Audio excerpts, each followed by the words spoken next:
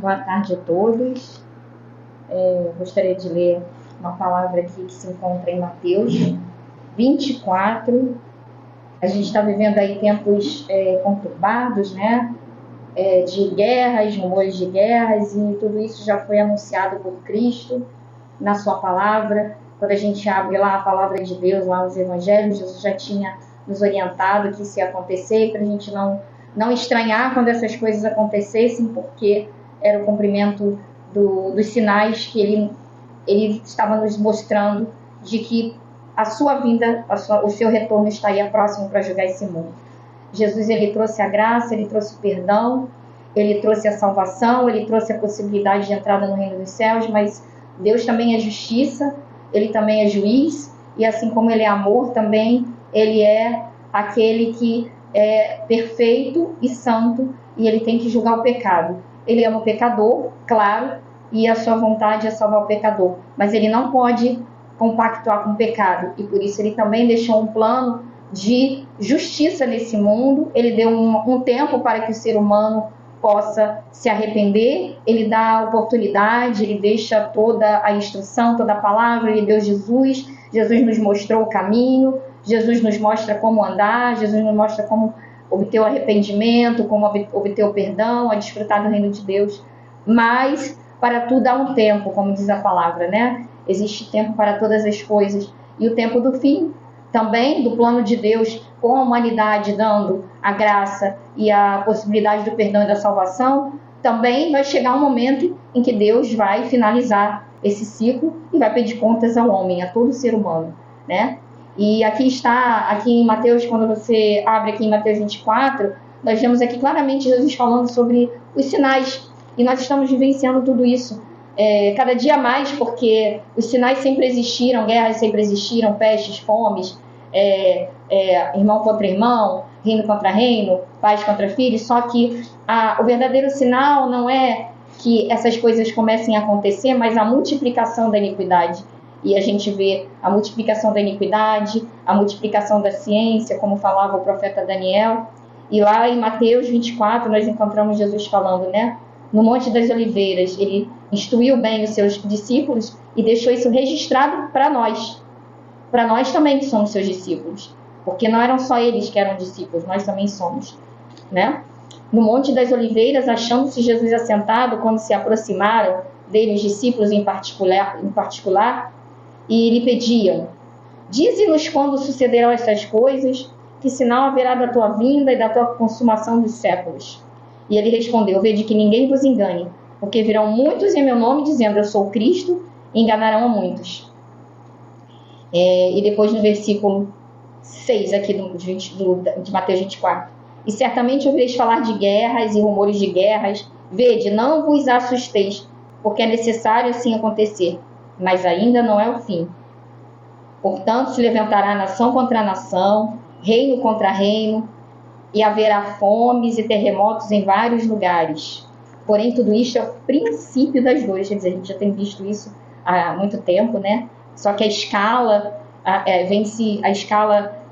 vem aumentando, né? As coisas, esses sinais vêm aumentando dia após dia, a proporção deles vem aumentando. Então sereis atribulados e vos matarão, sereis odiados de todas as nações por causa do meu nome.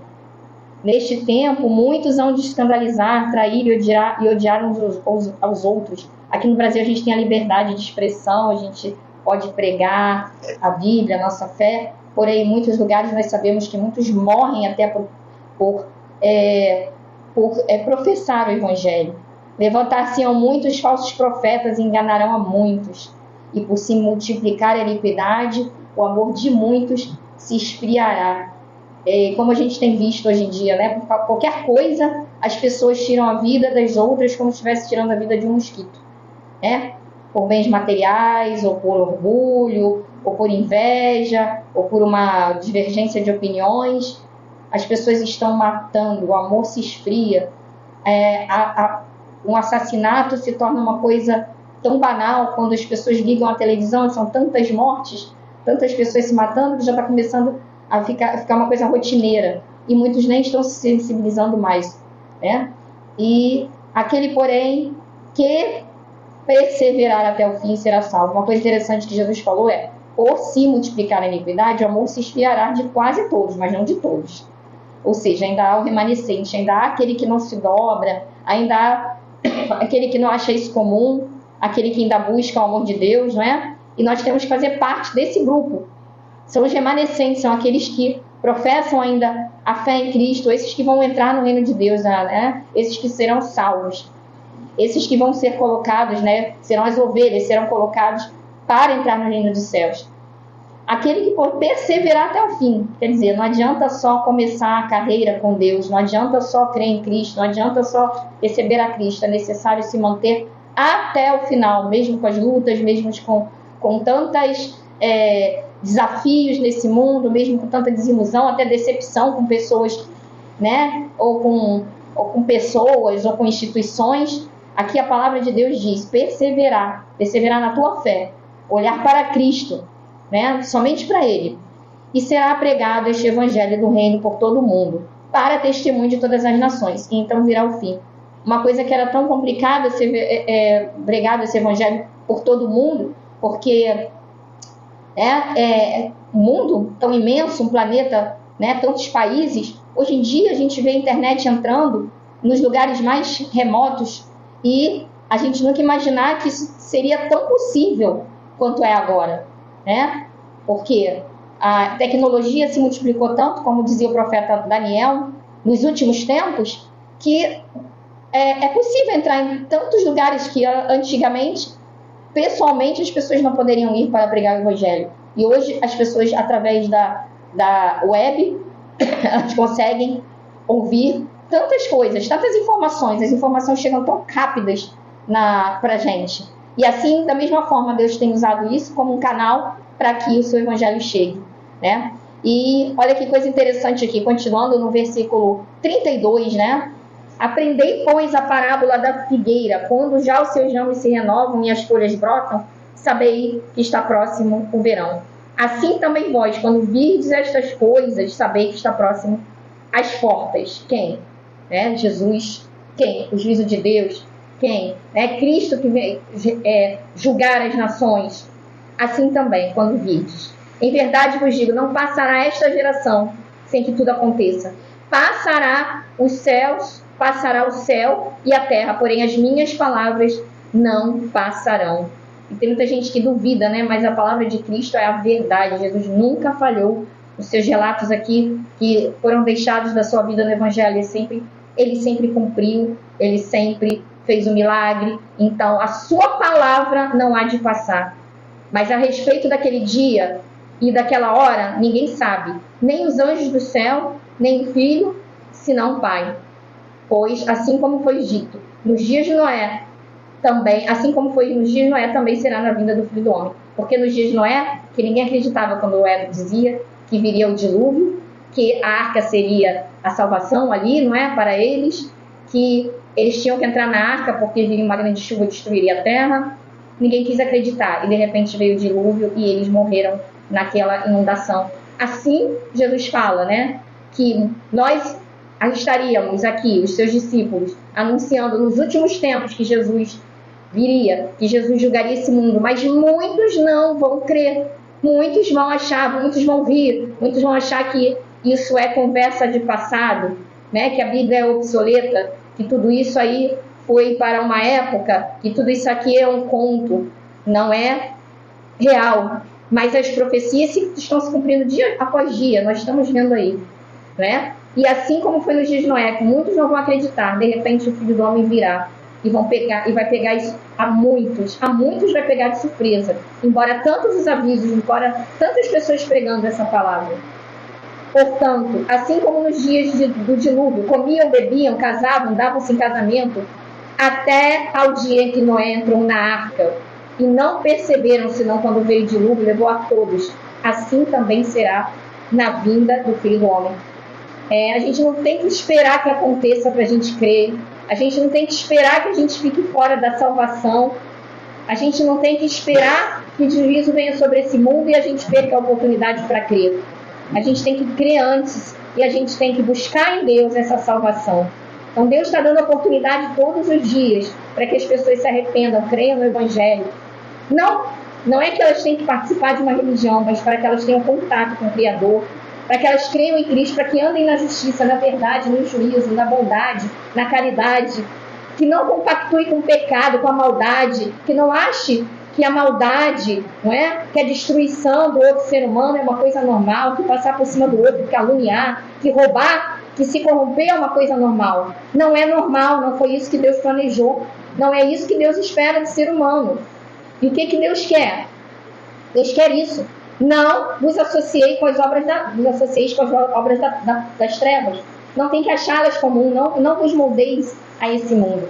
Não tome forma desse mundo, ainda que todos estejam fazendo errado, ainda que estejam matando, ainda que estejam adulterando, ainda que estejam traindo, ainda que estejam mentindo, ainda que estejam roubando, ainda que estejam se enriquecendo ilicitamente.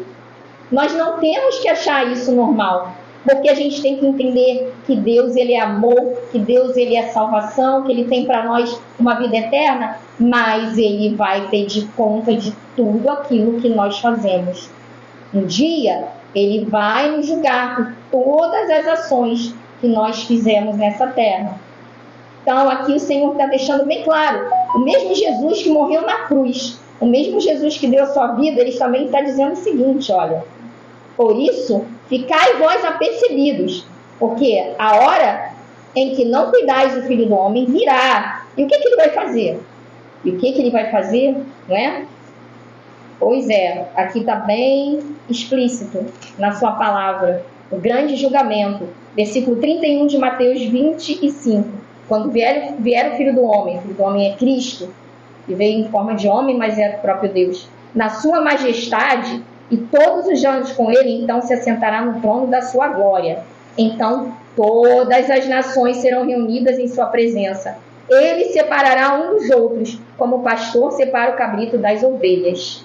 E porá as ovelhas à sua direita, mas o cabrito à sua esquerda. E quem a gente quer ser, né? Em que grupo a gente quer estar?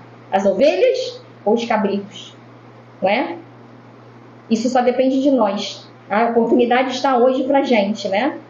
Então dirá o rei aos que estiverem à sua direita: vinde, benditos do meu Pai, entrai na posse do reino, que vos está preparado desde a fundação do mundo. Olha que lindo.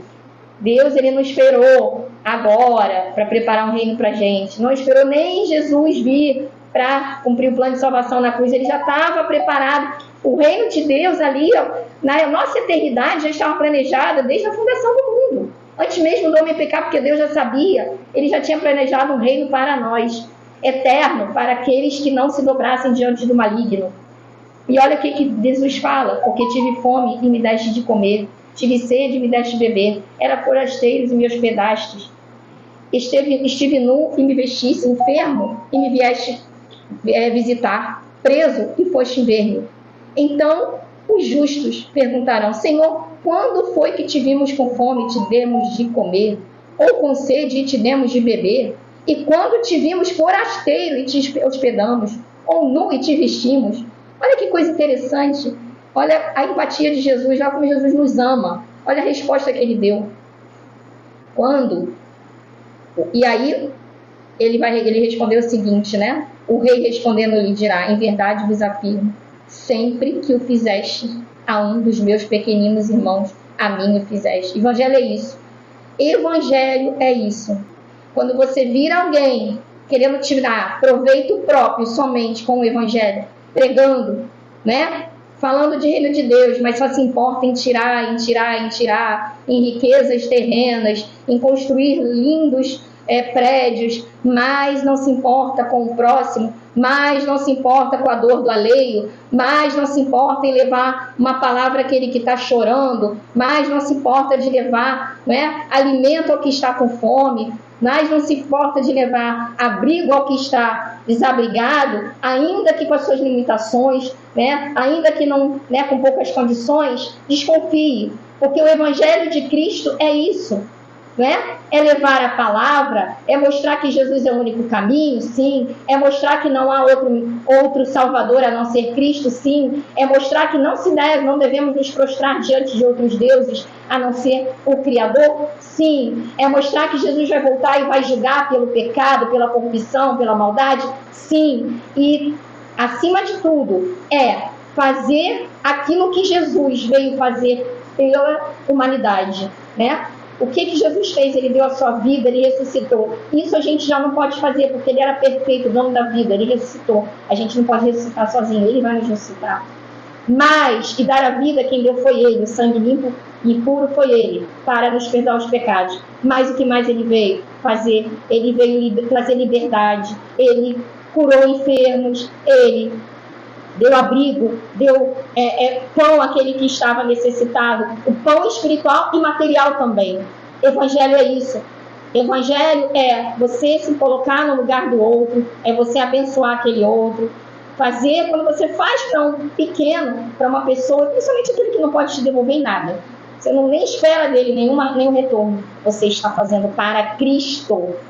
Mas é claro que a gente não tem que fazer isso esperando nada de volta. Uma coisa que eu aprendi na minha vida, e desde muito nova e a duras penas, é que a gente tem que fazer o bem, a gente tem que abençoar, mas nunca espera que vai te retribuir. Nunca espera que vai te ser grato. Porque muitos seres humanos são ingratos, mas Jesus ele não deixou isso aqui como requisito. Olha, se a pessoa te for grata, você vai abençoar.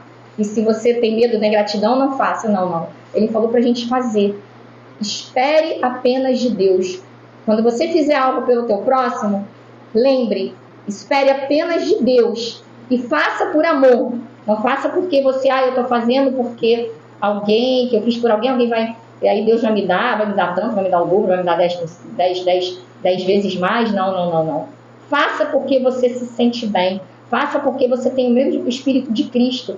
Qual é o Espírito de Cristo? Cristo, ele se sente, né? Ele se sentia bem quando ele libertava as pessoas, curava, via as pessoas, tirava das pessoas, né, aquilo que estava lhe oprimindo. E assim nós temos que ter esse espírito. Ele fazia assim, não esperava nem volta. Tanto é que ele foi para a cruz. Ele não esperou que ninguém fosse livrá-lo da cruz, porque ele sabia que ele ia ser levado à cruz. E muitos dos que foram abençoados nem estiveram ali para acompanhá-lo, né, quando ele levava aquela cruz nas costas. Então, esse é o Espírito de Cristo. Mas saiba que quando você estiver fazendo, ainda que seja um copo d'água que você dê a alguém que esteja sedento, ali você está fazendo para Cristo. Ali está a imagem e semelhança do Criador naquela pessoa. Ainda que ela não vai te agradecer mais tarde, não. Mas você fez pelo Senhor. Então, o rei respondendo, dizendo, né? Também aos que estiverem à sua esquerda. Ele dirá, apartai-vos de mim, malditos. Nossa, mas que palavra mais pesada. Jesus, que é tão amoroso, vai dizer isso? Sim, porque até mesmo a paciência de Deus tem um tempo. Deus, ele tem uma balança. Ele é o juiz justo. E essa balança vai se enchendo, né? Ela vai se enchendo, né? Vai se enchendo. Ele vai pesando na balança, ele vai pesando. E o pecado tem que ser elevado, ele tem que ser levado a julgamento, ele tem que ser extirpado. Se não foi através do sangue de Jesus, se a pessoa não quis, que aquele pecado fosse coberto pelo sangue de Jesus, ele vai ter que dar conta daquele pecado. Então, olha só, malditos para o fogo eterno, preparado para o diabo e seus anjos. Ou seja, existe uma eternidade. Nós somos seres eternos. Nós somos eternos. Por quê? Porque Deus nos criou, ele é eterno. Agora somos eternos, ou de uma forma ou de outra. E qual é a morte? A morte que a gente tanto tem medo, né? Que a gente fica preocupado, ai meu Deus, todo mundo vai ter que morrer. A verdadeira morte é uma separação. Morte é separação, é a separação de Deus na eternidade. Essa é a verdadeira morte, é não ter mais aquela benesse do Criador na sua eternidade. Já pensou passar a eternidade toda distante daquele que te criou, do amor? Esse é o verdadeiro tormento, que inferno quer dizer tormento, né? E o tormento eterno é estar separado daquele Deus tão amoroso que nos criou, do amor, que é a coisa mais linda, né? Que é Deus. Apartai-vos de mim, malditos, para o fogo eterno. Tormento eterno, preparado para o diabo e seus anjos. não foi preparado para nós, mas não somos nós que estamos destinados a isso. Nós nos destinamos se não aceitamos o amor de Deus na nossa vida. Aí nós nos destinamos. Porque tive fome e não me deste de comer, tive sede e não me deste de beber, sendo forasteiro não me hospedaste, estando nu não me vestistes, achando-me enfermo e preso não me foste visitar. E perguntarão: Senhor, quando te vimos com fome, com sede, forasteiro, nu, enfermo ou preso e não te assistimos? Em verdade vos digo, sempre que deixaste de fazer a um dos meus pequeninos, a mim deixaste de fazer. Deixaste de fazer, né? Olha que não é nem a questão de fazer o mal. Ah, mas eu não matei. Ah, mas eu não adulterei. Ah, mas eu não roubei. Ah, mas você deixou de fazer o bem. A Bíblia fala que aquele que deixa de fazer o bem também está pecando. A omissão, achar que é normal, começar a achar que é normal ver pessoas sofrendo, não é? Ver pessoas sendo enganadas. Isso também Deus vai pedir conta quando deixaste de fazer a um dos meus pequeninos. Evangelho é isso. Se Deus nos deu, é para que a gente leve, né, de alguma forma. Muitas vezes nós somos tão limitados, queremos fazer muito mais, mas não podemos. Aquilo que está nas nossas mãos, façamos conforme as nossas forças. Você está aí na sua casa com seu vizinho aí, dê uma palavra, esse vizinho que precisa de uma palavra, né? Se você tem alguém que você encontra que esteja com fome, venha ao teu caminho e você possa estar repartindo pão, deixa a palavra e reparta o pão. A gente não pode estar fazendo aquilo que muitas vezes, né, a gente gostaria. Hoje não dá para você pegar uma pessoa, colocar dentro da sua casa, muitas vezes para cuidar como você gostaria. É necessário que haja instituições governamentais para se ocupar disso, porque nós não podemos estar fazendo isso, até porque a gente não sabe quem está lá fora, pessoas que têm complicações, né, com vícios, e não temos como fazer isso. Mas o que tiver ao teu alcance, a Bíblia não fala assim, faz além das tuas forças, faz conforme as tuas forças. Aquilo que Deus te der a possibilidade de fazer, você vai fazer. Evangelho é isso. Amém? Então, nós sabemos que o tempo está se aproximando. Logo, logo, Cristo estará julgando esse mundo. Em que lado a gente quer estar? Né? Aquele que estará à direita ou aquele que estará à esquerda? Das ovelhas ou os bodes? Em que lado a gente quer estar?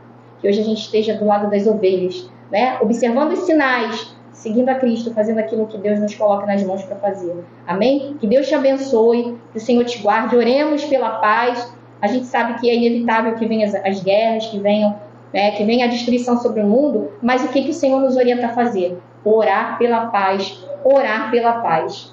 Amém? Estejamos orando pela paz. Em nome de Jesus, para que o Senhor possa estar protegendo tantos queridos que estão pelo mundo aí nesse momento.